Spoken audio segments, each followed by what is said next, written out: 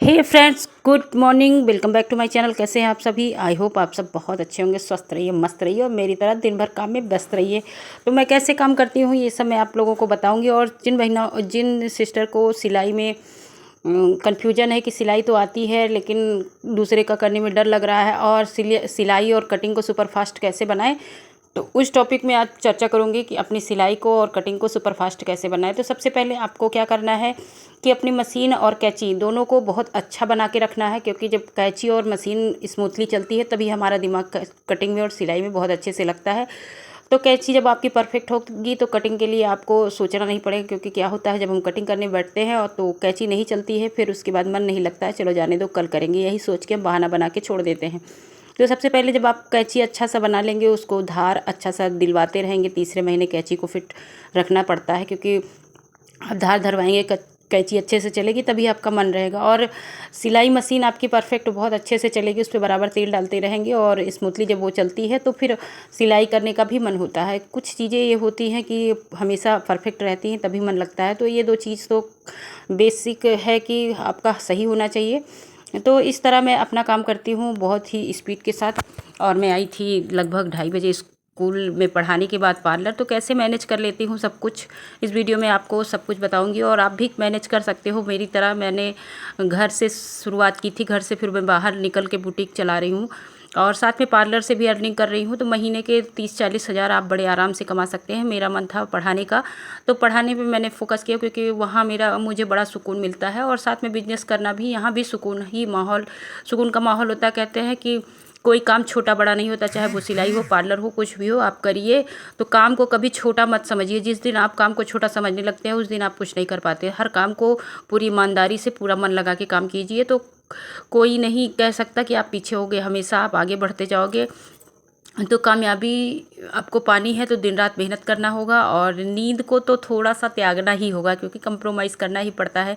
कहीं ना कहीं अगर हम सोचें कि हम अच्छा सो भी लें और सारा काम कर लें तो नहीं हो सकता। कुछ तो नींद को हमें हटाना होगा, आराम को हराम करना होगा। जब तक आराम से आप बैठेंगे तब तक काम आपका कुछ नहीं होगा, तो आराम को थोड़ा सा ब्रेक लगाना होगा। आराम मिलता है ऐसा नहीं है कि हम परमानेंट रोज़ काम ही करते हैं, कभी कभी हमको काम कम भी करना पड़ता है, तो उस दिन आराम कर लेते हैं। लेकिन अगर आप काम करना चाहते हैं तो आराम को त्यागना होगा। और जिस तरह मैं काम करती हूँ आप भी काम करके अच्छे खासे पैसे कमा सकते हैं। एक टाइम मेरे साथ भी था कि मुझे एक एक रुपए मेरे पास नहीं होते थे, मैं भी दूसरे के ऊपर डिपेंड हो गई थी। तो आप भी अगर कमाना चाहते हैं तो दूसरे के ऊपर बिल्कुल डिपेंड ना रहें। जब डिपेंड हम किसी के ऊपर हो जाते हैं तो मेरा काम करने का और भी मन नहीं होता है कि चलो मेरा काम तो हो ही रहा है, तो क्या ज़रूरत है कमाने। तो कि कभी आप किसी के ऊपर डिपेंड ना हो। डिपेंड होने से आपकी एक तो वैल्यू ख़त्म हो जाती है, और दूसरी चीज़ आप कुछ जीवन में कर नहीं पाते हो। अगर ज़िंदगी में कुछ करना है तो रोज़ कुछ ना कुछ बेहतर करना होगा। और बात करूँगी दूसरी कि आपकी जब आपको कटिंग करना हो तो सबसे पहले आप यूट्यूब देखिए। यूट्यूब में क्या होता है कि 2-3 ब्लाउज 4 ब्लाउज मैं भी ऐसे देख के कर रही हूँ। शुरुआत में इतनी मतलब स्पीड मेरी अच्छी नहीं थी, एक ब्लाउज़ काटती दूसरा काटती। अब तो देखते देखते कि यूट्यूब से देखते देखते इतनी स्मार्ट हो गई हूँ कि 2-3 ब्लाउज एक साथ रख के, अगर एक नाप का आ रहा है तो 2-3 ब्लाउज एक साथ रख के मैं कटिंग कर लेती हूँ। तो ये नहीं सोचना पड़ता है कि एक काटो, दो काटो, तीन काटो। अगर एक ही इंसान का 3-4 ब्लाउज आ गया है एक साथ, तो चारों ब्लाउज एक ही बार में आप काट के रख सकते हो। तो ये भी होता है कटिंग की स्पीड बढ़ाने का सबसे बड़ा फार्मूला। और तीसरी बात ये है कि जब आप कटिंग करने बैठो तो आप सारे मटेरियल जैसे इंच टेप हुआ और चौक हुआ, मतलब सब कुछ अपने पास रख लो। और कटिंग करते वक्त सारी कटिंग प्रॉपर तरीके से कर लो। कुछ भी मत छोड़ो कि बटन पट्टी कल काटेंगे या काज पट्टी कल काटेंगे और पाइपिंग पट्टी कल काटेंगे। तो ब्लाउज कटिंग करते वक्त सारा कटिंग करके आप रख लें। और जब आप सिलाई मशीन पे बैठेंगे तो फिर ये सोचना नहीं होता है कि क्या कैसे करें। सिलाई और कटिंग को सुपरफास्ट बनाने के लिए थोड़ा सा मेहनत और रोज़ थोड़ा थोड़ा कुछ बेहतर करते जाएंगे। रोज़ आप सिलाई करते जाएंगे, रोज़ आप कटिंग करते जाएंगे, तो स्पीड करते करते जो है धीरे धीरे आपकी बहुत ही बढ़ते जाएगी। आप खुद भी यकीन नहीं कर पाओगे कि मेरी स्पीड इतनी ज़्यादा कैसे बढ़ गई थी। स्पीड बढ़ाने का सबसे बड़ा फार्मूला है कि रोज़ कुछ ना कुछ बेहतर करो, थोड़ा थोड़ा करते रहो, उससे आप बहुत अच्छे से स्पीड को ग्रो कर लेंगे। कभी ये नहीं सोचना होगा और ना ही किसी से पूछने की ज़रूरत है कि मैं कैसे करूँ। किसी को कुछ नहीं पूछना है। धीरे धीरे कहते हैं जीरो से हीरो हम कैसे बनते हैं, तो ऐसे ही बनते हैं। शुरुआत जीरो से करिए, थोड़ा थोड़ा करिए, और थोड़ा थोड़ा करते करते आप जब करते करते बहुत ज़्यादा करने लगते हैं तो एक्सपीरियंस हो जाता है। और एक्सपीरियंस के साथ जब हम काम करने लगते हैं तो स्पीड भी हमारी बहुत अच्छी हो जाती है।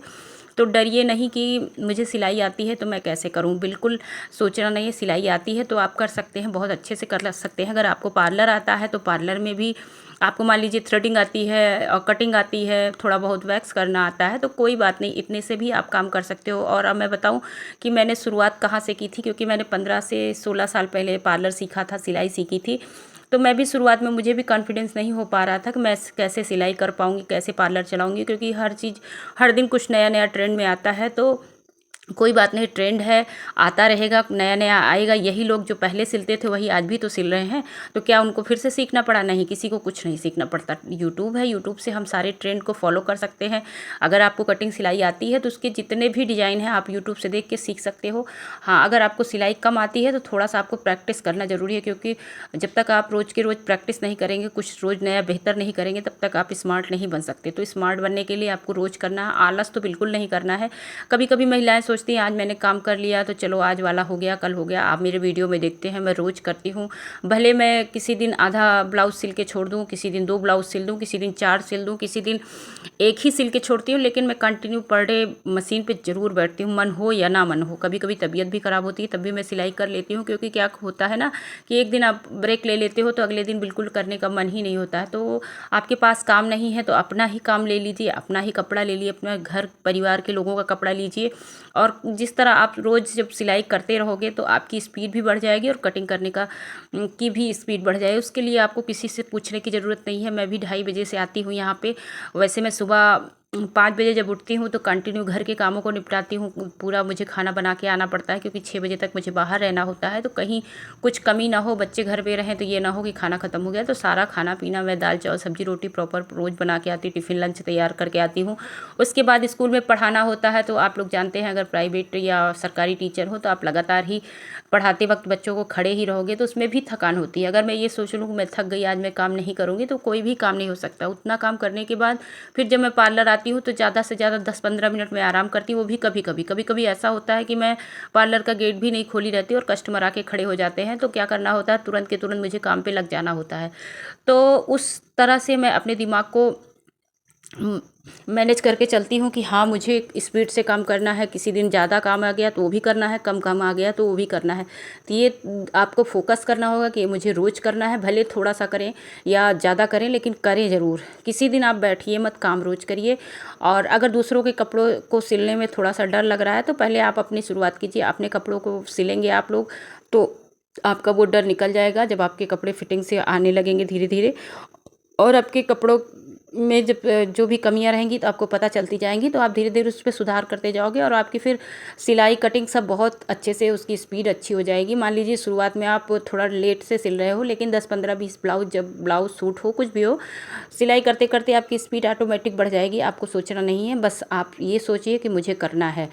अगर आप अपने आप को कॉन्फिडेंस में नहीं लेंगे तब तक काम नहीं कर पाएंगे। बहुत लोग बोलते हैं करती ही क्या है औरत, एक औरत करती ही क्या है, घर में खाना बना लिया, बच्चों को संभाल लिया, 2 बर्तन धुल लिए, बस इससे ज़्यादा औरत को काम ही क्या करना होता। तो ये मानसिकता आपके प्रति अगर लोगों में है तो उस चीज़ को आपको हटाना है। जब तक आप काम नहीं करोगे तब तक वो चीज़ किसी के दिमाग से हटेगी नहीं। जब तक कहते हैं जो बाहर निकलती हैं महिलाएं वही वर्किंग होती हैं, तो ऐसा कुछ नहीं। घर पे रह के आप वर्किंग हो सकते हो, आप काम कर सकते हो, घर में रह के पैसा कमा सकते हो। अगर बाहर निकलने की आपको छूट नहीं है तो शुरुआत में किसी को छूट नहीं होती। मैं भी अगर निकली हूँ तो मुझे भी छूट नहीं थी, मेरा भी बहुत मुझे समस्याओं का सामना करना पड़ा, तब मैं जाके बाहर निकली हूँ। और बाहर निकलने का एक अच्छा परिणाम ये हुआ कि मैं अच्छा खासा अर्निंग कर रही हूँ। अब मैं किसी के सामने हाथ नहीं फैलाती हूँ। जो पैसा भी होता है अपने बच्चों में, अपनों में खुशी से खर्च करूँ। अगर चाहूँ तो मैं भी घर बैठ सकती हूँ, अच्छा खासा मेरे हस्बैंड मुझे बैठा के खिला सकते हैं। लेकिन वो खिलाना अलग बात होती है कि हस्बैंड से भी पैसे मांगने में थोड़ा सा अच्छा नहीं लगता, क्योंकि क्या होता है, एक लिमिटेड जॉब होती है और जॉब में एक्स्ट्रा खर्चे होते हैं। हम लोग अपना शौक़ मार देते हैं कि चलो नहीं है पैसा, ये नहीं करेंगे, तो हम लोग कमा के अपनी शौक़ सारी पूरी कर सकते हैं। और ये देख सकते हैं बातों बातों में एक ब्लाउज मैंने सिलाई करके किनारे कर दिया है और दूसरी ब्लाउज की कटिंग मैंने कर दिया है। और अभी मैं उसका प्लेट सब सिल रही हूँ, उसके बाद बेल्ट सिलूँगी। आप लोग वीडियो में देख ही रहे हैं कि मैं बेल्ट जो है लास्ट में ही काटती हूँ, कपड़ा अस्तर जोड़ने के बाद। ये मेरे लिए आसान होता है, मैं भी इस ट्रिक से काम करती हूँ। तो ऐसे ही होता है, स्पीड आपको बढ़ानी है और आप अपने आप से खुद सोच सकते हैं कि मुझे करना क्या है। तो जब तक आप करेंगे नहीं तब तक आपका कुछ भी नहीं होगा। आप शुरुआत करिए, भले मैं कहती हूँ थोड़ा सा कमाइए, लेकिन कमाइए। शुरुआत तो सभी जीरो से ही करते हैं, चाहे मैं हूँ या कोई और हो। किसी को कि इतिहास जो सक्सेस है आज के समय में कामयाब है, उसका इतिहास पलट के देख लो, तो उसने भी जीरो से शुरुआत की थी। जीरो से जब तक आप शुरुआत नहीं करेंगे तब तक 100 तक कहाँ पहुँचेंगे। तो मेरा यही कहना है कि आप शुरू कर दीजिए, जितना भी आपको आता है वहीं से शुरू कर दीजिए। आपको पार्लर आता है तो पार्लर में कोशिश कीजिए, सिलाई आती है सिलाई में कोशिश करिए। बहुत बहनें हैं सोचती हैं मुझे केवल थ्रेडिंग आती है, थोड़ा बहुत हेयर कटिंग आती है और बाकी कुछ नहीं आता है, तो मैं पार्लर कैसे खोलूँ। तो मैं आप लोगों को बताऊँ कि शुरुआत में जब मैंने पार्लर सीखा था तो थोड़ा बहुत कटिंग भी मुझे सिखाई गई थी, और थ्रेडिंग मान लीजिए, थ्रेडिंग पे मेरा हाथ बहुत अच्छे से सेट हो गया। धीरे धीरे घर के लोगों का करती थी और गाँव में आसपास के लोगों का शादी के पहले मैं करती थी, और 12 साल 13 साल तक मैंने कुछ भी नहीं किया। तो थोड़ा सा जब मैं खोल रही थी डर लग रहा था, लेकिन डर को हटाया और खुद कामयाब होके दिखाया। और मैं भी कहूँगी आप लोगों से कि आप लोग भी कामयाब हो सकते हो। ये डर निकाल दीजिए कि मुझे नहीं आता, सबको आता है, सब कर लेते हैं, मैं हूँ। आपको बस ये है कि ये सोचिए कि मैं परफेक्ट नहीं हूँ। परफेक्ट कोई नहीं होता, परफेक्ट बनाना पड़ता है खुद को। दोस्तों, अगर वीडियो पसंद आती है तो वीडियो को लाइक शेयर एंड सब्सक्राइब कर दीजिएगा, और कमेंट में ज़रूर बताइएगा कि हमारा वीडियो आपको कैसा लगा।